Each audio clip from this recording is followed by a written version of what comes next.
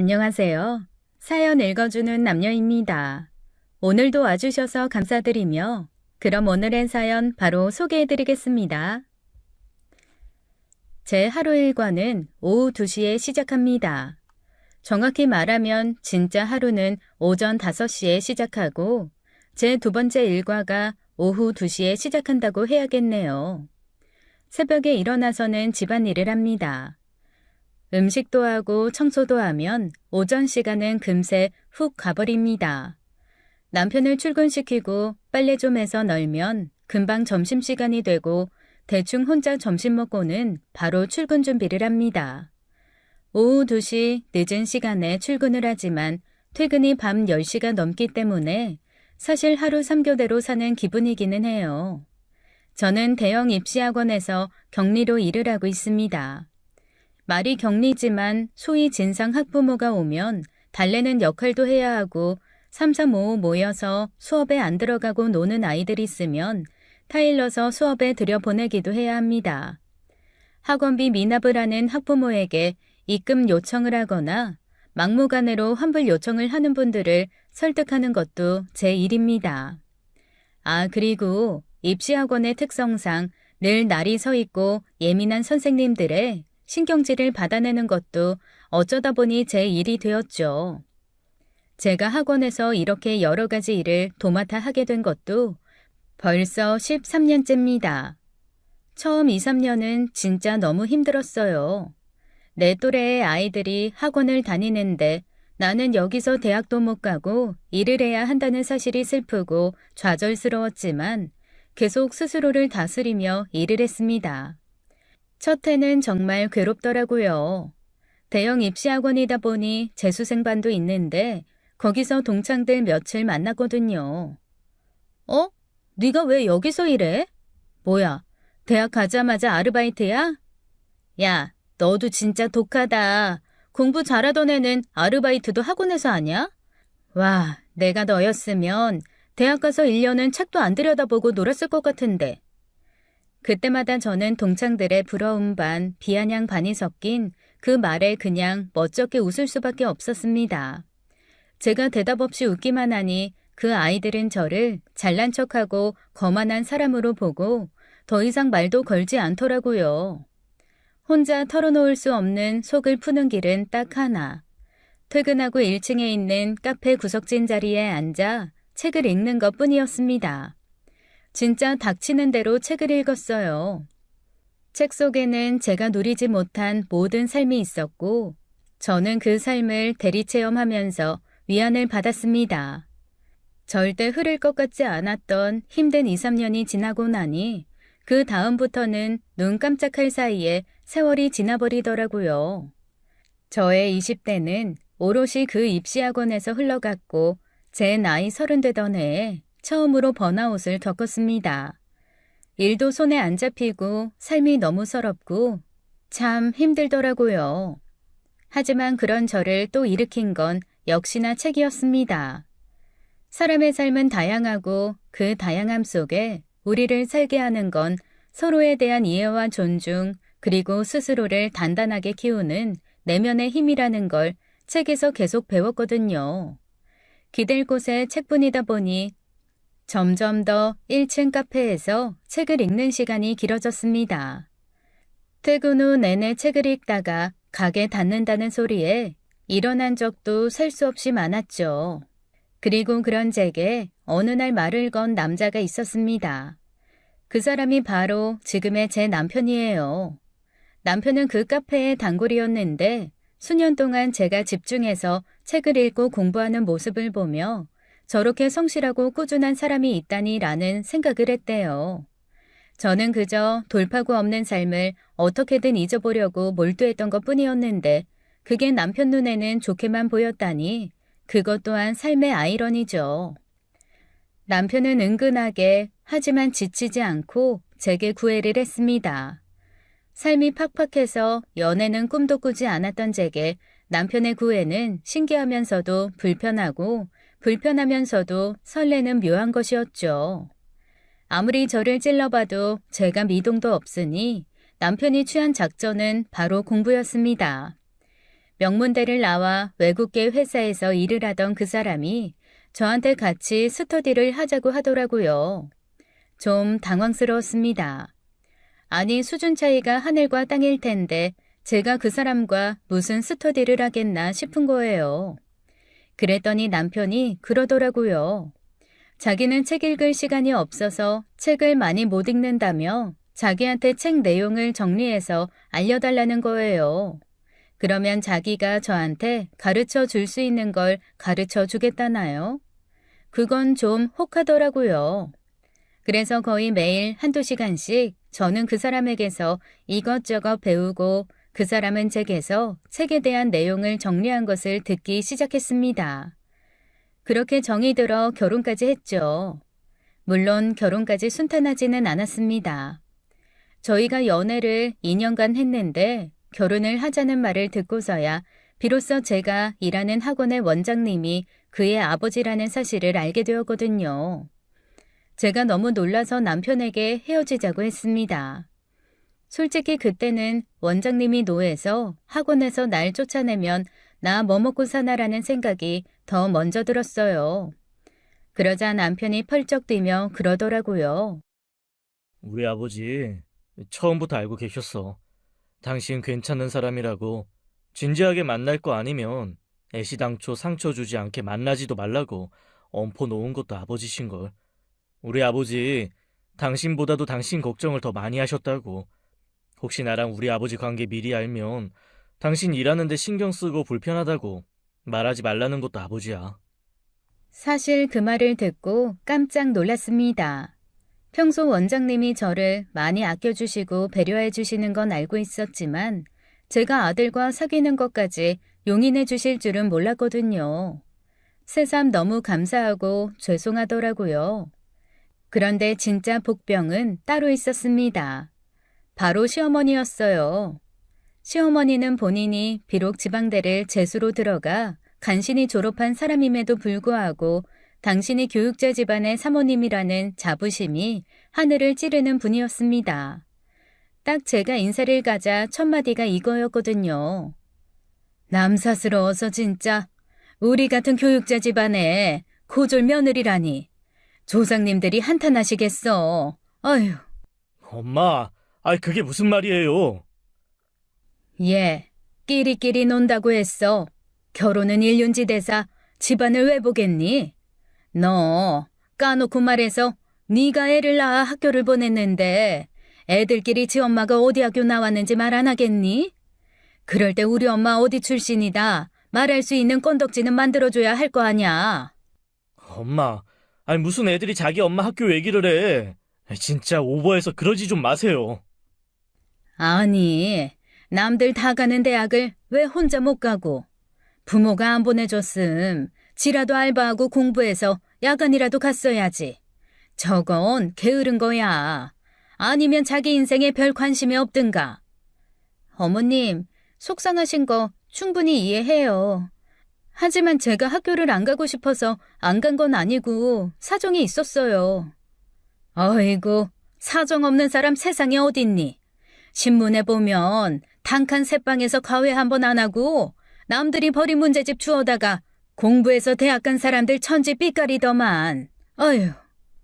첫 만남에서부터 대놓고 불평불만을 하시는 시어머니였지만 사실 그 마음도 아예 이해가 안 되는 건 아니었습니다. 남편과 남편의 동생, 두 아들의 교육을 위해 평생을 전업주부로 살며 맹모 삼천지교를 손수 행했다고 하시는 분이니 명문대 출신 큰아들의 짝으로 제가 탐탁치 않으셨겠죠. 하지만 저도 진짜 학교를 안 가고 싶어서 안 간 게 아닙니다. 혼자 살아가야 하는 사정이 절실해서 더 중요한 살아남기를 택한 것뿐이었죠. 학교에 대한 불만을 계속 얘기해도 사실 그걸 지금 와서 어떻게 해결할 수는 없으니 시어머니의 불만은 다른 조건으로 튀기 시작했습니다. 바로 제 가난이었어요. 아니, 얘 아빠가 그렇게 박하게 월급을 주는 것도 아니었을 텐데 너 학원에서 10년 넘게 일했다며? 어째 모은 돈이 꼴랑 2천이니? 사치하니? 주제 넘게 명품 사고 그래? 아니요, 그게 아니라 몇 년 전 엄마가 돌아가시기 전까지 너무 많이 편찮으셨어서. 아휴, 박복한 것 며느리로 드리는 거 아니라고 그랬는데 그렇게 기댈 구석이 없었니? 혼자 하는 거 외에 방법이 없었어?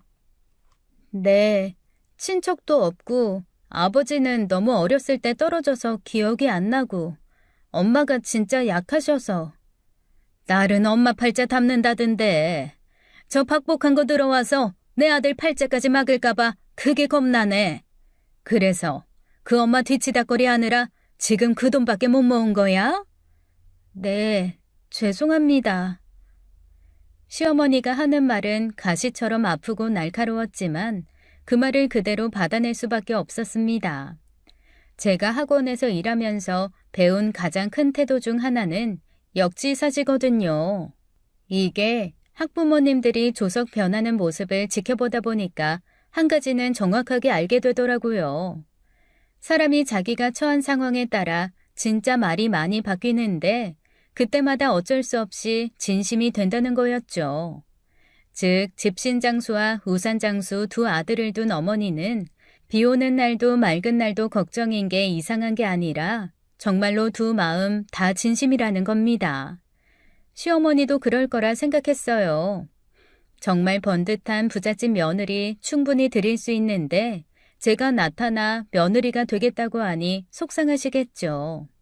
제가 엄마라도 그럴 수 있겠다라는 생각이 드니 그냥 들어드리는 게 낫겠다 싶더라고요. 학생들 부모님이 쏟아내는 폭언도 들어 넘기는데 제 남편이 될 사람의 어머니가 하는 말을 못 들어드릴 일이 없잖아요.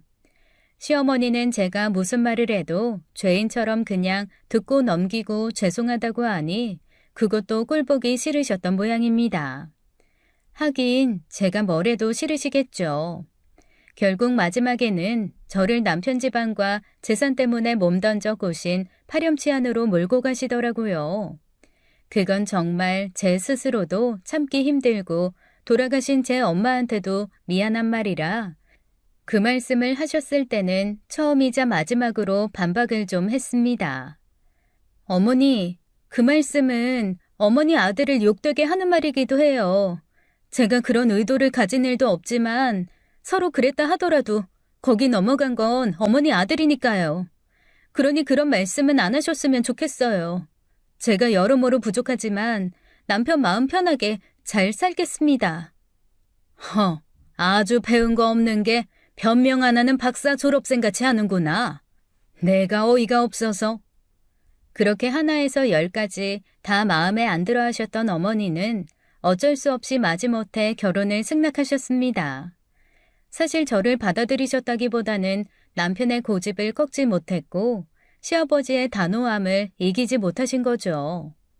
시어머니가 제게 막말을 하거나 구박을 할 때마다 남편은 아무래도 엄마니까 좀 유순하게 달래고 비껴나가며 저를 보호했다면 시아버지는 달랐습니다. 처음부터 아주 단호하게 시어머니에게 사람이 사람한테 할 수 있는 말의 정도를 지키라고 하셨거든요. 그래도 시어머니가 계속 저를 구박하자 결국 시아버지가 특단의 조치를 내리셨습니다.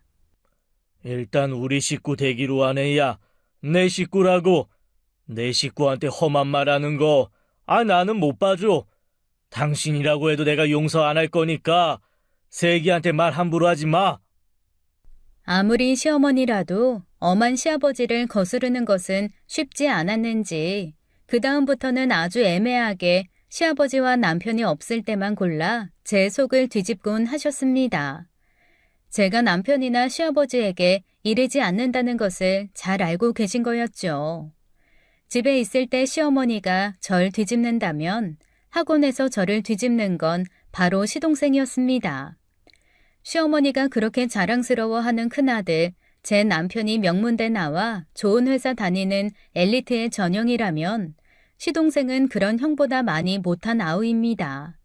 그걸 잘 알고 있는 시어머니가 어떻게든 더 치켜세우며 자존감을 세워주는 바람에 능력도 없는데 성격도 아나 무인인 그런 사람으로 자란 전형적인 헛똑똑이죠. 재수의 삼수까지 해서 지방대 수학과를 간신히 졸업하고 지금 다른 학원에서 수학 강사를 하고 있습니다.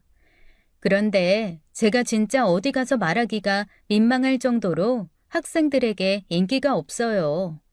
사실 학원 강사는 수업 한 타임만 잘해도 금세 소문이 나서 한 달만 지나도 그 일대에 그 선생님 어떻더라 라는 얘기가 쫙 돕니다. 물론 저희 학원에도 그 소문이 흘러들어오고요. 세상에서 제일 예민한 귀를 가지고 있는 게 학부모인데 당연하지 않겠어요? 그래서 수업을 못하는 선생님은 아무리 상담하는 사람이 권해도 학부모들이 받아들이지 않습니다. 시동생이 그런 사람이에요.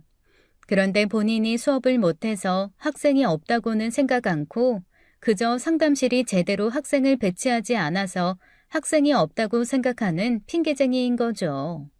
불행인지 다행인지 시아버지가 운영하시는 이 입시학원은 딱 국어, 영어 두 과목만 전문으로 합니다. 수학이 있었으면 어떻게든 이 학원으로 와서 빌붙으려 했을 텐데 그게 아니라 제가 그나마 살 수 있는 거죠. 사실 시동생 아니어도 저를 너무너무 괴롭게 하는 선생님 충분히 많거든요. 그중 꽤 인기 있는 여자 영어 선생님 하나는 진짜 얼굴 보면 심장이 쪼일 정도로 저를 힘들게 했습니다. 지금은 정말 다행스럽게도 다른 학원으로 옮겼지만 그 선생님이 있던 3년은 제게 정말 지옥 같은 시간이었어요. 대체 나한테 왜 저러는지 모르게 유치하고 과격하게 저를 괴롭혔거든요. 한 번은 제가 화장실에서 볼일을 보고 나오려는데 문이 안 열리는 겁니다. 당황해서 계속 달그락거리는데 밖에서 킥킥거리는 웃음소리가 들리더라고요. 학원 화장실 문이 안에도 잠그는 장치가 있지만 겉에도 걸고리로 걸어 잠글 수 있게 되어 있거든요. 초반에 공사하면서 문 앞뒤로 바꿔 시공했다가 바꾸는 바람에 그렇게 되었는데 글쎄 그걸 훅 잠근 겁니다. 제가 열어달라고 했더니 글쎄 그 영어 선생님이 저한테 뭐라고 했는 줄 아세요? 혼자 스스로 다 잘하는 분이잖아요. 김쌤도 박쌤도 영미 씨는 못하는 게 없다고 아주 칭찬이 자자하던데. 어디 한번 혼자 나와봐요. 아니, 유치하게 이게 지금 뭐 하시는 거예요? 읍스, 유치하다고요? 뭐, of course, 그럴 수 있죠. 그런데 난 진짜 자기가 꼴 보기 싫어. 잘난 척 오지게 하면서 오만 남자들한테 꼬리치는 꼴이 아주 꼴사납거든. 정말 기가 막혔습니다. 그제야 왜 그 선생님이 저한테 이딴 행동을 하는지 알겠더라고요. 며칠 전에 중간고사 예상문제 프린트를 하면서 남자 국어 선생님 한 분이 프린터를 잘못 설정해서 수업 직전까지 문제 프린트를 못했던 일이 있었습니다.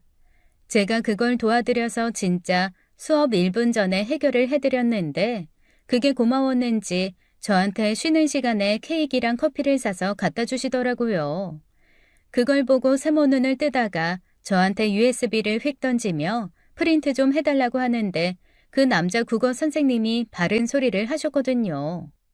헤이 유쌤, 아니 나야. 프린터가 망가져서 도움받은 거지. 가만 보면 유쌤은 혼자서 뭘 하는 게 없어. 영미 씨가 프린트하는 사람도 아니고 직접 하세요, 직접. 그 말을 듣고 얼굴이 벌개지도록 씩씩거리더니 결국 저를 화장실에 가두는 유치한 짓을 한 겁니다. 그 이후로도 그 영어 선생님의 어이없는 괴롭힘은 계속되었습니다. 제가 뭔가 하고 있을 때 옆으로 지나가는 척하면서 툭 쳐서 뭔가를 쏟게 만든다던가 급하게 몰고 나가 볼일을 봐야 하는 상황에서 학원 공용차 앞에 사이드 브레이크 올린 채 주차를 해놓고 차를 안 빼준다거나 하는 식이었어요. 제가 학부모에게 연락해서 처리해야 하는 일도 퇴근 1분 전에 쪽지에 적어 휙 던져주고 가서 일 처리하느라 퇴근이 늦은 적도 한두 번이 아닙니다. 학부모들한테 민원받는 것의 대부분도 제가 해결하고 수습할 시간 없이 사고치고 떠넘겨버려서 그런 거였고요. 정말 조금만 더 그 선생님 학원에 남아있었으면 원형 탈모에 우울증, 거기에 더해 공황까지 왔을 거예요. 다행이라고 하기도 애매하지만 원형 탈모에 우울증 초기 정도까지 왔을 때 돈 더 많이 주는 학원에서 스카웃이 왔다며 훅 가버리더라고요. 그것도 애들 중간고사가 코앞에 온 시점에 그만둬서 진짜 너무 곤혹스러웠습니다. 대타 선생님 구하느라 정말 죽을 뻔했거든요. 다행히 진짜 좋은 선생님이 구해졌고 그 선생님이 오시기 전까지 일주일의 공백은 남편이 휴가를 내고 특강 강사로 활약하면서 메꿔졌습니다. 생각보다 가르치는 능력도 뛰어나서 의외로 학생들이 너무 좋아하더라고요. 어찌 보면 저 엿먹으라고 일부러 시험 앞두고 휙 나가버린 그녀의 선택이 전화위복이 된 거였죠. 그런데 원수는 외나무 다리에서 만난다던가요? 다시는 만나고 싶지 않은 그 여자를 다시 만난 건 바로 시동생의 상견례 날이었습니다. 저 진짜 비명 지르면서 주저앉을 뻔했어요.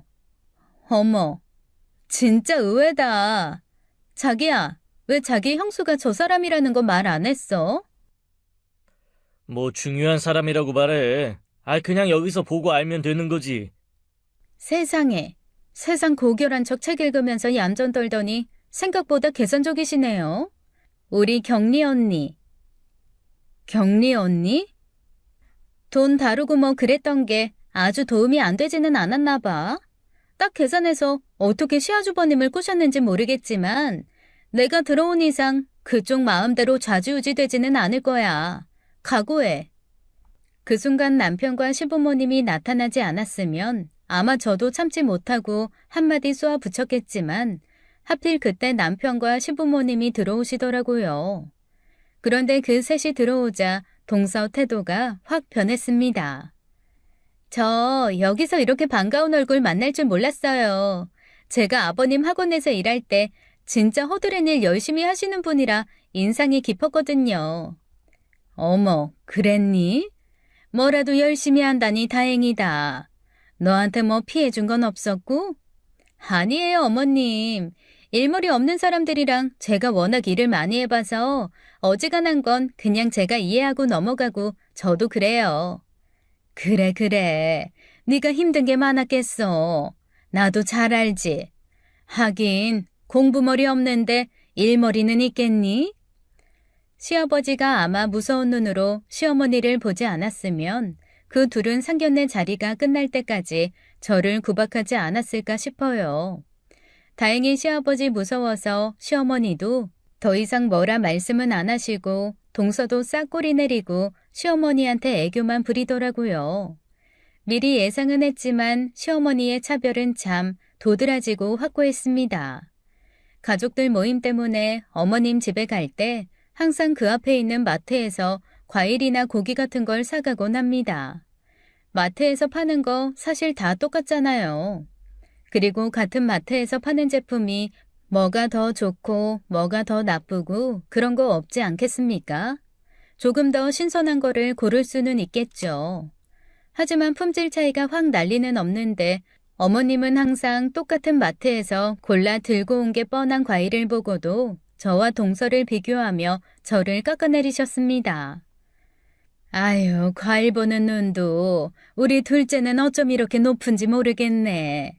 아주 사과가 단단하니 보기만 해도 맛있게 생겼다. 큰애야, 너는 어디 떨이 사과 집어왔니?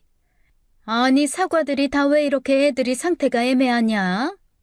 어머님, 사과 이 앞에서 어머님 잘 가시는 마트 거기서 사왔는데요. 아유, 거기도 이제 영 못 쓸 때가 됐나 보다. 어째 물건을 이런 걸 파니? 어디 이거 먹을 수나 있겠어? 그런데 참 어이가 없는 건 제가 사과를 사서 계산하고 있을 때 제 뒤쪽에서 동서가 저를 발견하지 못하고 똑같이 사과 사는 걸 언뜻 봤거든요. 제대로 고르지도 않았습니다.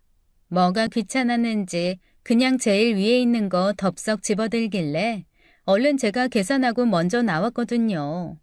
그런데도 어머님 눈에는 동서가 산 사과가 훨씬 좋아 보이셨나 봅니다. 뭐 그것도 그럴 수 있죠. 물건 보는 눈은 사람마다 다 기준이 다르니까요. 그렇게 쇼핑한 것만으로 저랑 동서를 차별하셨으면 그 정도까지는 저도 참을 수 있었을 것 같습니다. 그런데 문제는 어머님이 차별하는 게 그것뿐이 아니라는 거였어요. 일단 명절이나 집안 모임 때 만나면 동서는 어머님 옆에 찰싹 달라붙어 앉아 일단 선물을 안깁니다. 그런데 제가 돈이 없어서 화려하게는 못 살았어도 그래도 물건 보는 눈이 없지는 않거든요. 시댁에 일일이 그런 걸 하고 가지 않아서 그럴 뿐이지 남편이 저를 많이 사랑해주고 충분히 저한테 많은 걸 해주기 때문에 그런 정도 물건이 어떤 거라는 건 저도 잘 압니다. 동서가 어머님께 선물하면서 애교 부리고 잘난 척하는 물건의 대부분이 브랜드에서 뭐 많이 사면 사은품으로 약간 정품 비슷한 거 주는 그런 거 있잖아요. 예를 들어 옷을 얼마치 이상 사면 스카프를 선물로 주는데 그 스카프를 가지고 와서 어머님께 비싼 거 산 것인 양 선물을 한다던가 하는 거죠. 화장품을 많이 사면 정품 화장품 하나 사은품으로 주는 거 그걸 또 어머님께 갖다 준다던가 하는 식입니다. 한마디로 자기는 브랜드에서 쇼핑할 거 다 하고 그 브랜드에서 주는 선물은 어머님을 갖다 주는 게 동서의 방식입니다. 그런데 어머님이 그걸 아실 리가 있나요? 그저 동서는 백화점에서 사는 브랜드 하나씩 어머님께 안기는 센스 있고 멋진 며느리인 거죠. 하지만 제가 일일이 그런 거를 다 말하는 것도 구차스러워서 어머님이 제 앞에서 보란 듯이 동서의 감각을 칭찬할 때마다 그냥 웃으면서 어머님 참 좋으시겠다고 대답합니다. 그런데 명절 때마다 그런 식으로 명절 사은품으로 나왔던 거 어머님께 안기며 일은 안 하고 어머니 옆에 찰싹 달라붙어 애교만 떨고 있으니 좀 힘들긴 하더라고요. 그런데 그것도 동서 마음대로 쉽게 되지는 않았습니다. 가만히 지켜보던 시아버지가 세 번째 명절 맞이를 하던 날 갑자기 이렇게 말씀하시더라고요. 그 각 집안마다 전통 있는 명절 음식이 있는데 내가 고민한 결과 우리 집은 만두다. 시어머님이 몹시 당황하면서 시아버지를 바라보셨습니다. 당신은 갑자기 만두라니 그게 무슨 소리예요? 그 명절 때 이 음식 저 음식 전부 치고 다양하게 해봐야 그건 누가 다 먹어. 다 냉동실 안에 들어갔다가 마르고 닳도록 음식물 처리만 하느라 바쁘지. 우리 집은 앞으로 명절 때 무조건 만두 한 종류만 해. 그리고 만두는 온 식구가 다 같이 모여서 빚는 거야. 누구 한 사람하고 누구 한 사람 안 하고 그것도 아니고 나부터 참여할 테니까 이번부터 그렇게 하자고. 당신 가서 만두 재료나 좀 사와요. 아니, 갈비찜 하려고 갈비물에 담가놨는데 핏물 빼고 있는데 무슨 만두를 해요? 그건 나중에 당신이랑 나랑 둘이서 천천히 해 먹으면 되고 고기가 썩어. 일단 명절엔 만두야. 그러면서 시아버지가 저를 흘낏 보고 살짝 눈을 찡긋하시더라고요. 그냥 눈물이 왈칵 날 뻔했습니다. 저 혼자 동분서주 고생하는 걸 보고 아예 시아버지가 먼저 나서서 그렇게 말씀해 주신 거 제가 왜 모르겠어요. 시어머니가 저한테 일 다 밀어놓고 동서와 함께 떠들다가 명절에 쇼핑이나 좀 다니려고 했던 그 계획은 산산조각 무산이 되고 말았습니다. 입이 대빨 나온 시어머니와 동서가 좀 어색하기는 했지만 시아버지 남편 서방님까지 우르르 둘러앉아 만두를 빚고 있으니 그건 또 그거대로 좋더라고요. 일단 혼자 동분서주 하지 않는 것만으로도 얼마나 좋았는지요. 그런데 이때도 역시 동서는 가만히 있지 않았습니다. 처음에는 한두 마디 툭툭 섞어서 영어로 자기 남편에게 뭔가 말하더니 시어머니가 호응을 하자 아예 본격적으로 시어머니와 영어로 대화를 시작하더라고요. 사실 시아버지는 국어 전문이셔서 영어에 그다지 능숙하지는 못하십니다. 그런데 시어머니는 죄송한 말이지만 약간 허세와 있어빌리티, 상류사회에 대한 로망이 있으신 분이라 아주 오래 영어 과외, 영어 학원, 영어 동아리 진짜 투자 많이 하셨거든요. 그러니 발음에 있는 대로 버터 발라 굴리며 영어 좀 하는 느낌은 아주 잘 내는 분입니다. 동서가 가만히 있겠어요. 본토 발음이라느니 어머님이 영어 교사 해야겠다느니 있는 대로 어머님 어깨에 뽕을 넣어주면서 알랑방구를 뀌죠. 그런데 처음에는 일상 대화로 시작하던 두 사람의 대화가 점점 이상한 방향으로 흘러가더라고요. 남편의 표정도 조금 굳으며 어느 시점에 들어가서 한마디 해야 하나 고르고 있는 게 분명한 얼굴이었습니다. 제가 남편을 툭 치면서 슬쩍 고갯짓을 했습니다. 가만히 있으라고 그냥 넘어가라고 한 행동이었는데 그게 시어머니와 동서 눈에는 저게 무슨 소리야 하고 은근히 묻는 것처럼 보였나 봐요. 둘 다 피식 웃더라고요. 그 순간 동서가 뭐라고 시어머니에게 영어로 말을 했는데 시어머니가 약간 어리벙벙한 얼굴로 멍하게 계시대요. 동서가 한 말이 소위 요즘 미국 애들이 쓰는 신세대 용어였거든요. 멍청한 얼굴이라는 뜻의 단어였는데 제가 지은 표정이 그 얼굴이다. 뭐 이런 식으로 제 뒷담, 아니 제 앞담을 하던 차였습니다. 그런데 시어머니가 신세대 용어를 잘 모르니 이게 뭔가 하는 표정으로 잠시 멍하게 계셨던 거죠. 그래서 제가 아무렇지도 않게 동서의 말에 대답을 해주었습니다. This expression I made wasn't a funny face. It was just a sign to be quiet. And if you have any questions, ask me first. Don't guess on your own. 순간 동서의 손에서 뚝 만두피와 만두소가 떨어졌고 시어머니가 손에 들고 있던 숟가락이 떨어지며 땡그랑 소리를 냈습니다. 네가 지금 영어를 한 거니? 네, 어머니. 제가 지은 표정 웃긴 표정 아니고 그냥 조용히 하라는 얼굴이었는데 동서가 오해한 것 같아서요. 앞으로 궁금한 거 있으면 직접 물어봐달라고 했어요. 아니, 네가 왜 영어를, 고등학교에서 영어를 그 정도로 가르치나? 아니, 그래도 졸업한 게 벌써 몇 년인데. 뭐, 이 정도는 하죠, 다들. 생각보다 발음이 좋네요. 다른 사람들이 들으면 유학 다녀온 줄 착각하겠어요. 어디서 드립다 굴리는 것만 연습했나? 동서도 알잖아. 영어가 막 굴린다고 되는 게 아니라는 거. 억양, 성조, 묵음 이런 게 다 맞아야 된다는 거 더 잘 아는 사람이 왜 그래. 좋게 좋게 말하면서 저는 흘낀 남편을 봤습니다. 남편 입꼬리가 실룩실룩 하더라고요. 사실 제 영어는 다 남편 덕입니다. 제가 남편과 처음 만나면서 저는 책 읽고 정리해서 알려주고 남편은 제게 영어를 알려줬거든요. 그거 아세요?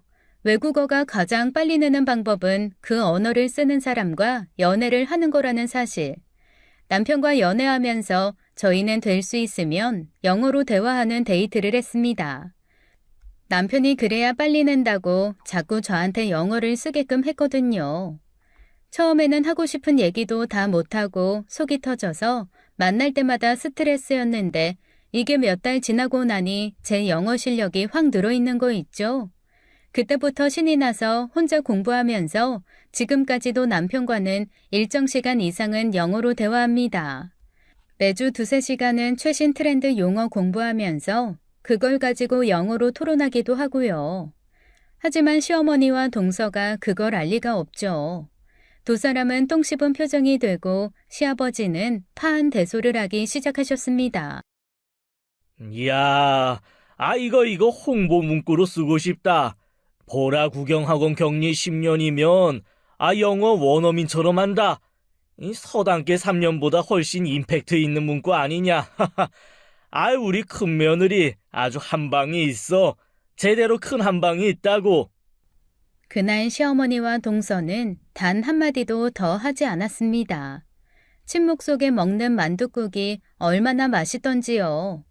물론 영어 사건 때문에 그 이후에 시어머니가 저를 구박하는 건 조금 더 강해졌지만 일단 명절에 동서와 비교당하면서 구박받지 않는 것만으로도 제 영혼은 한결 평안했죠. 그냥 이 정도만 돼도 1년에 몇 번 있는 가족 행사에선 조금 참고 말면 괜찮겠다 싶었던 어느 날, 아이고, 아주 시어머니가 대놓고 저와 동서를 차별할 수 있는 좋은 기회가 생겼습니다. 동서가 임신을 했어요. 사실 그 소식을 듣고 미안한 말이지만 제일 처음에 들었던 생각은 큰일 났다 였긴 했습니다. 아이 가졌다는 동서 앞에 두고 제가 큰일 났다라는 생각을 한 거, 제 인격도 반성할 부분이 있지만 당장 시어머니가 얼마나 차별을 하실지가 걱정되더라고요. 그리고 시어머니도 시어머니지만 동서가 얼마나 저한테 못되게 굴지 정말 불보듯 뻔한 상황이었습니다. 그리고 무엇보다 제가 걱정됐던 건 나중에 태어날 제 아이의 입장이었습니다. 동서의 아이가 더 윗사람이 되고 제 아이가 아랫사람이 되면 제 아이도 저처럼 차별 속에 자랄까봐 그게 참 걱정이 되더라고요. 그런데 평생 제 편이 아니었던 하늘이 처음으로 제 걱정을 들은 건지 동서가 임신하고 4개월이 되었을 때 저도 임신 소식을 들었습니다. 태어날 아이들이 동갑이면 차등과 차별은 덜하겠다는 생각에 너무 좋더라고요. 임신해서 좋은 게 아니라 동서와 동갑내기 아이를 낳는다는 게 좋아서 눈물이 나는 제 자신이 어이없기도 했지만 사실 그게 솔직한 제 심정이었죠. 하지만 똑같이 자기 아들의 아이를 임신한 저와 동서에 대한 어머님의 차별은 정말 상상 그 이상이었습니다. 일단 동서는 임신 소식 알자마자 바로 2천만 원짜리 산후조리원을 예약해 주셨거든요. 엄마 아빠 닮아 머리 좋은 아이 나올 텐데 요즘은 인맥은 조리원부터 시작한다더라. 출발 지점부터 달라야 성공하는 세상이야. 조금 지겨워도 조리원 2주 꼬박 붙어 있으면서 네 몸 챙겨라. 그리고 임신 기간 동안 학원 나가서 고생하지 말고 그냥 쉬어. 네 실력에 아이 낳고 좀 키우다가 다시 나가도 경력 단절 이런 거 없지 않겠니? 그런데 그런 시어머니가 저한테는 뭐라고 하셨는 줄 아세요? 괜히 임신 유세 떨면서 네 아버지 학원에 피해가게 쉬거나 그럴 생각 말아라. 임신 막바지까지 움직이고 그래야 애가 건강하다더라. 머리 나쁜 엄마 뱃속에 들어간 것도 억울할 텐데 건강까지 나쁜 애가 나오면 너 진짜 애미 자격도 없는 거야. 그리고 산후조리는 그냥 친정에서 해달라고 해. 아유, 내가 깜빡했네. 미안하다. 너 친정집이 없지? 아유, 박복하긴 진짜. 어째 몸 풀고 살펴줄 피부치 하나가 없어 그래? 솔직히 그전까지는 어머님이 무슨 말씀을 하시건 마음에서 거르고 귀에서 차단하며 견디고 넘어갈 수 있었습니다. 그런데 저뿐 아니라 제 뱃속 아이까지 아예 대놓고 차별하고 제 돌아가신 부모님에 대한 비난까지 서슴지 않으시는 걸 보니 마음이 찢어지더라고요. 결국 참다 난생 처음으로 남편 앞에서 다리를 뻗고 엉엉 울었습니다. 나 정말 어머님이 왜 저러시는지 모르겠어.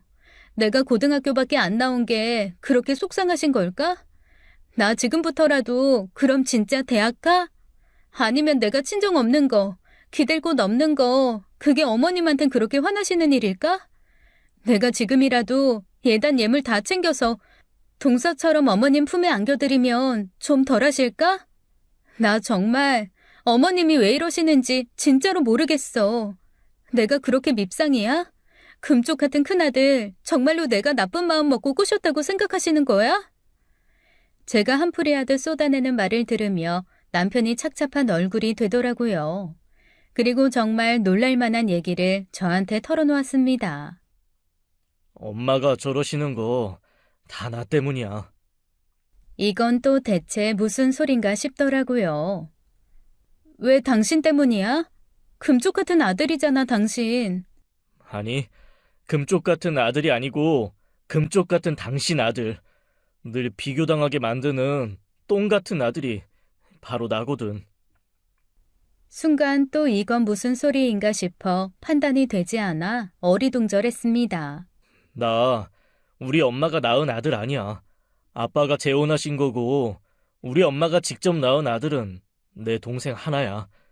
친엄마는 나 낳고 얼마 지나지 않아서 산후조리 잘못돼서 돌아가셨고 어쨌거나 어린 아들 혼자 키워야 되는 부담감에 고민하시던 아버지가 평소 아버지 잘 따랐던 친한 동생이랑 다시 결혼하신 거야. 나도 자라면서 알게 됐어. 왜 다른 집은 큰 아들을 더 예뻐하고 큰 아들을 더 사랑한다는데 우리 엄마는 왜 둘째 아들만 예뻐할까? 그게 어렸을 때 내 고민 중에 하나였거든. 근데 내가 조금 자라고 나서 친척들이 얘기해 주더라. 그제야 나도 알게 됐어. 내가 우리 엄마 친아들이 아니어서 엄마가 그렇게 미워했던 게. 네, 남편의 얘기를 듣고 보니 그제야 많은 것이 이해가 되었습니다. 저희 어머님한테 저와 제 남편은 그냥 자기 아들 진짜 며느리 기죽이는 눈에 가시 같은 존재, 그 이상도 이하도 아니었던 거죠. 그제야 왜 서방님이 무슨 얘기를 할 때마다 아무리 어이없는 얘기를 해도 남편이 아무 말도 하지 않았는지 알겠더라고요.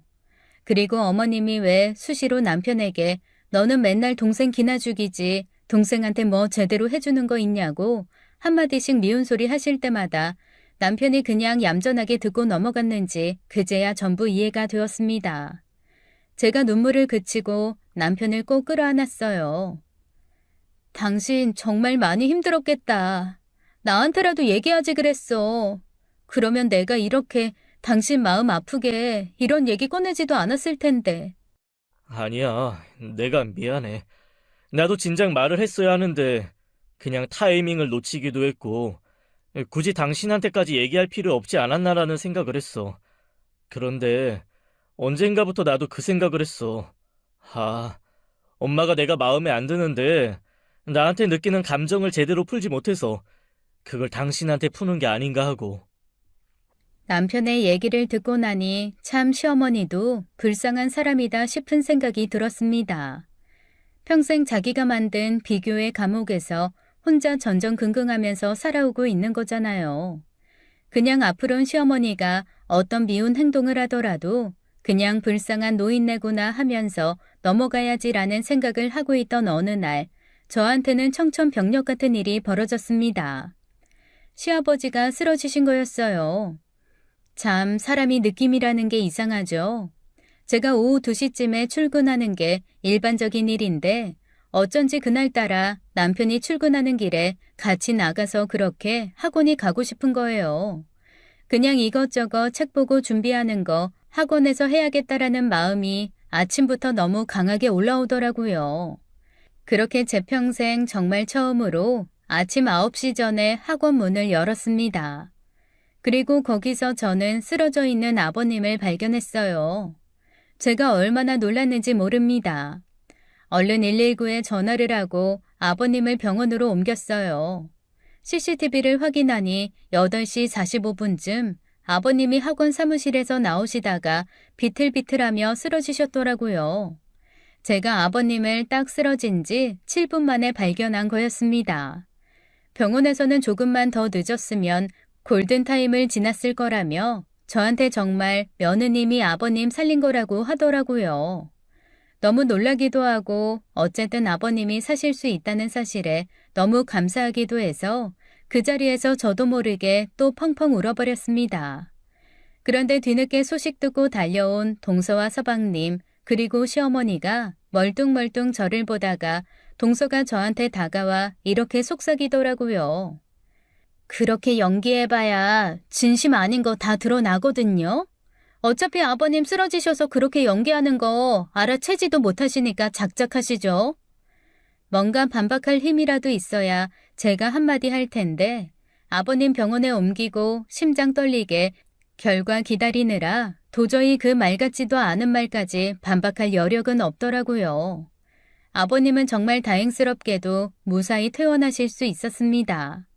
물론 당분간 약간의 재활이 필요하고 휠체어에 앉아서 말도 좀 어눌한 상태로 사셔야 했지만 의사 얘기가 이 정도만 돼도 정말 기적에 가까운 상황이라고 하더라고요.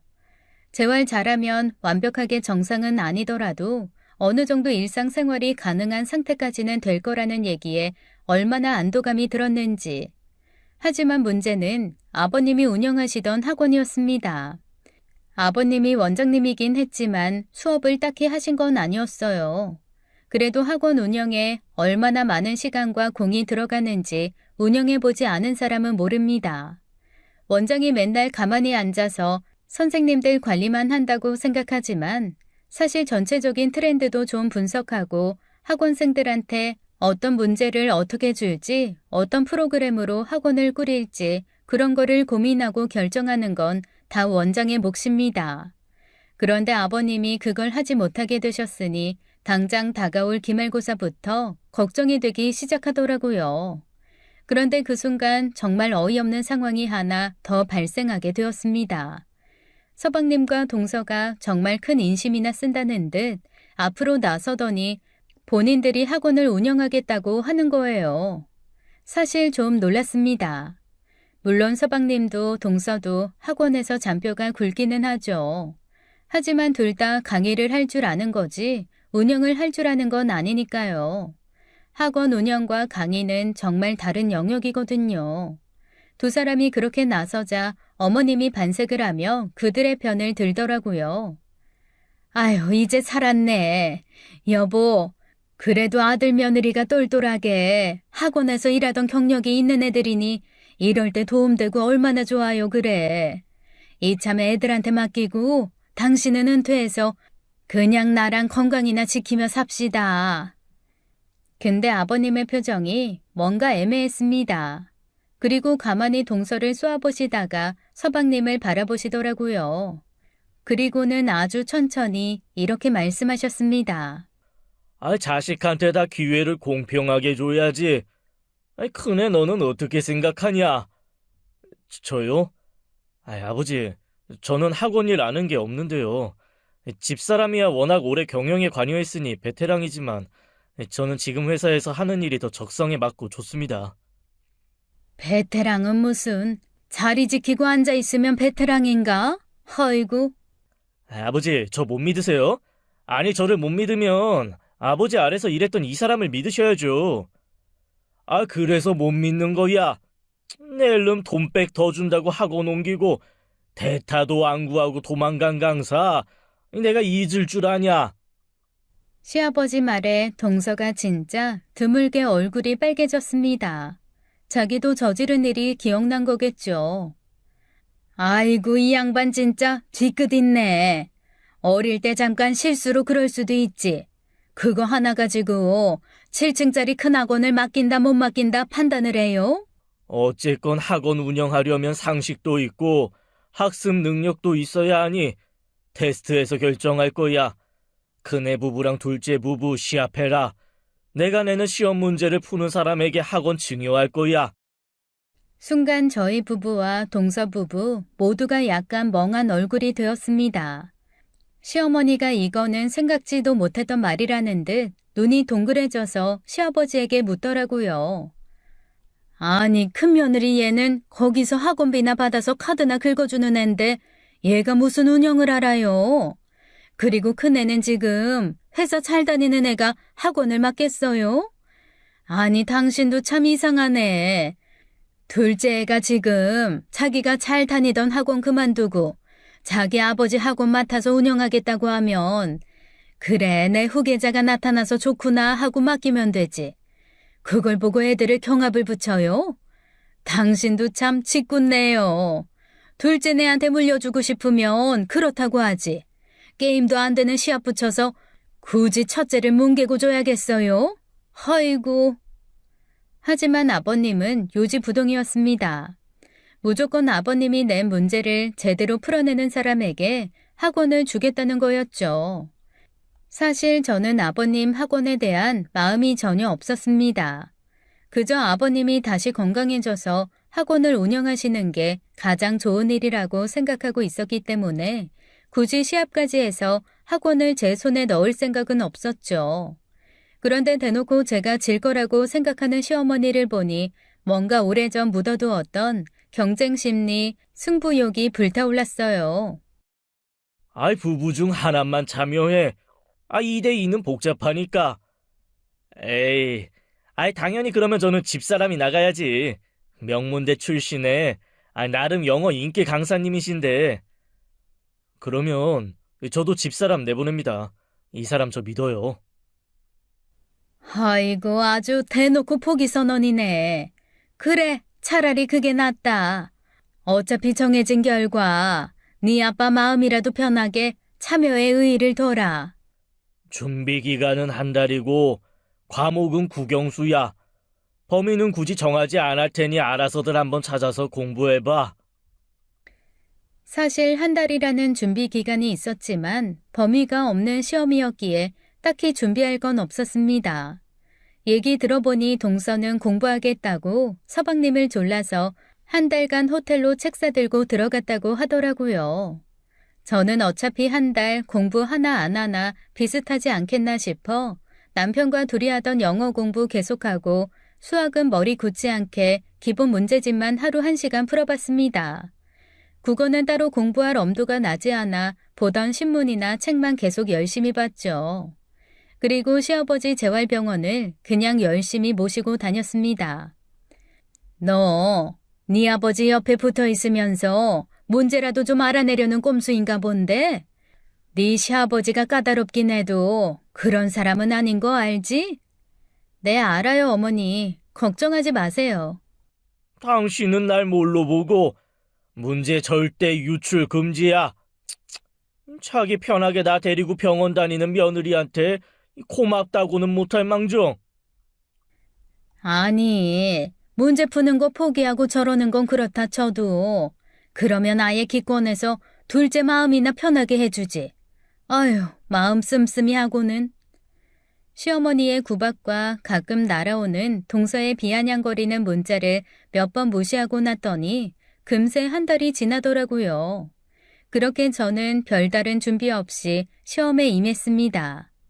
아버님이 고심 끝에 제출한 문제는 꽤 어려운 문제였어요. 영어도 전문 용어가 아주 많이 나오는 아주 고급 학술 영어였고 수학 문제도 결코 쉬운 문제가 아니더라고요. 어쨌거나 최선을 다하기로 마음먹었기에 열심을 다해 문제를 풀었습니다. 풀다 보니 기본에 충실하면 다 할 수 있는 문제기는 하더라고요.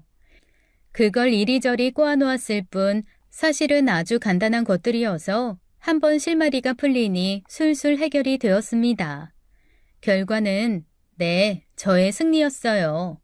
동서는 중간에 수학 문제를 서방님이 슬쩍슬쩍 도와줬는데도 제대로 풀지 못했고 영어 전공이라고 그렇게 뻐기더니 이런 단어는 듣도 보지도 못했다며 투덜거리더라고요. 하지만 저는 완벽하진 않아도 어쨌거나 답을 다 써내고 그 답이 정답에 근접하거나 완전히 정답인 그런 결과를 냈습니다. 학원이 저희 손에 들어오게 된 거죠. 어쨌건 결과가 확실하니 뭐라고 반박은 못하지만 시어머니가 울그락 푸르락 아주 얼굴이 총천연 무지개색으로 변하기 시작했습니다. 그리고 그때 시아버지가 슬그머니 저를 가까이 오라고 하시더니 귀에다 대고 이렇게 속삭이시더라고요. 그래, 나랑 했던 그 약속이 기억나냐? 대체 이게 무슨 소리인가 싶어 혼자 눈을 껌뻑껌뻑했습니다. 그 청포도 알사탕 걸고 네가 나한테 했던 약속이 있어. 잘 기억해봐라. 순간 시아버지가 쓰러지시고 나서 정신이 이상해지신 건가 싶어 당황스러움이 밀려오던 그때 청포도 알사탕이라는 말에 정말 아주 오래된 기억 하나가 떠올랐습니다. 엄마가 처음으로 쓰러졌던 고등학교 2학년 겨울방학 때 일이에요. 당시 저는 동네 슈퍼에서 아르바이트 한돈을 1년간 모아 제가 가장 취약하다고 생각했던 국어학원을 등록해서 다녔었습니다. 딱 2달간 짧게 다닌 국어학원이었지만 그 학원 선생님이 저를 몹시 아껴주셔서 감사했던 기억이 있어요. 그런데 엄마는 점점 더 병원비가 많이 들고 제가 학원에 낼 돈까지는 없는 상황이 되면서 학원을 그만둬야 했습니다.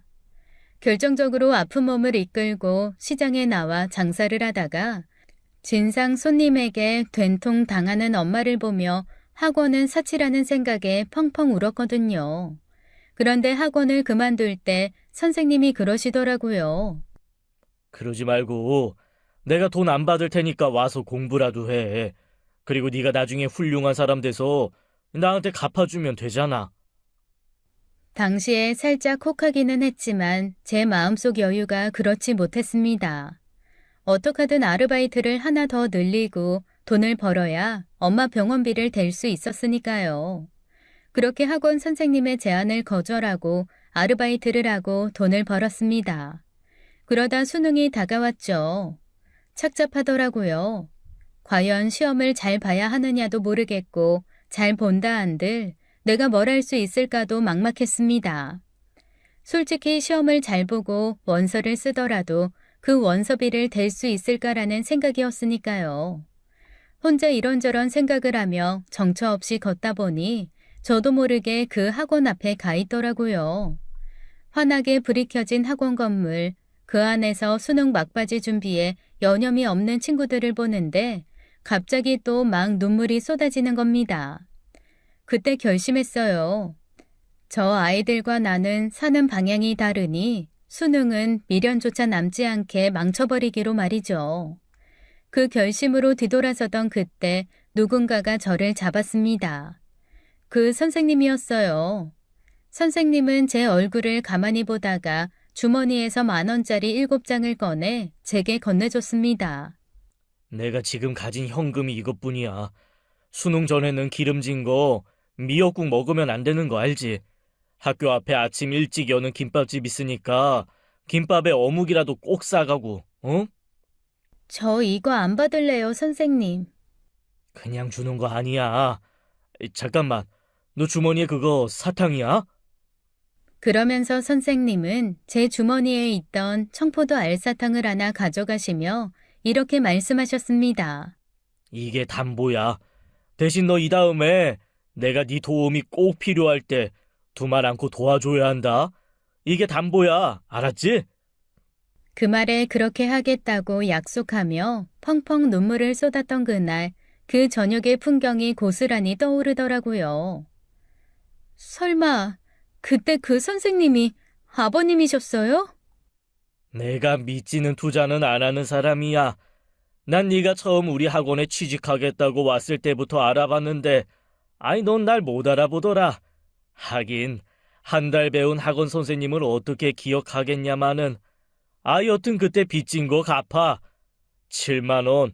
이 10,000원에 5년씩 해서 35년 여기 운영해야겠네. 그리고 둘째 너.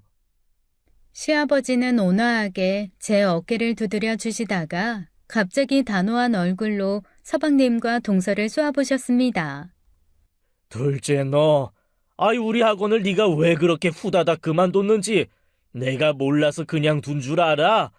너 특강비며 보조 수업비 학원이 아닌 네가 직접 받아서 챙겼던 거 내가 몰라서 그냥 넘어가 준 줄 알아? 그리고 네 남편 한 번씩 학원으로 데리고 오라 해서 현금으로 학원비 받은 거 슬금슬금 가져가고 이 도둑놈들을 내가 뭘 믿고 학원을 넘겨? 경찰에 신고 않고 넘어가 주는 것만 해도 감지덕지해. 세상에, 저 그동안 사실 비는 돈 몇십만 원씩 나올 때마다 말도 못하고 혼자 끙끙 앓으며 제 사비로 채워 넣었거든요. 그게 다 서방님 짓이었다는 걸 이제야 알게 된 거죠. 시아버지가 하나하나 들고 따지니 서방님과 동서 꿀먹은 벙어리가 되더라고요. 그리고 시어머니도 반박할 수가 없는지 입 내밀고 뚱하게 계셨습니다. 그렇게 저는 학원을 물려받았어요. 재활 의지가 강한 시아버지가 1년도 채 되지 않아 완전히 건강을 회복하고 학원으로 돌아오신 게 저한테는 가장 감사한 일입니다. 시아버지는 1년 만에 학원으로 돌아오셔서는 바로 저한테서 학원 원장 자리를 회수하셨어요. 그리고 이렇게 말씀하셨죠. 대학 가. 너라면 우리나라 최고 대학도 충분히 가능해. 공부해도 늦은 때라는 건 없어. 내가 이 아버지가 이 선생님이 밀어줄 테니 너 하고 싶은 만큼 공부해. 그렇게 저는 든든한 선생님이자 시아버지의 지원으로 대학교에 진학했고 석사 박사까지 쭉 공부했습니다. 동서는 다니던 학원에서도 모나고 불친절한데 실력까지 없는 선생으로 찍혀서 쫓겨나고 지금은 작은 공부방을 하고 있어요. 서방님도 진즉에 학원에서 쫓겨나 지금은 시어머니와 함께 배달 전문 분식집 운영 중입니다. 그것도 잘 되는 것 같지는 않지만 신경 안 쓰려고요. 지금이 제 삶을 통틀어 가장 저에게 집중하는 아름다운 시기거든요. 지금까지 사연 읽어주는 남녀였습니다. 끝까지 시청해주신 여러분 감사드리며 저는 다음 사연으로 돌아올게요. 감사합니다.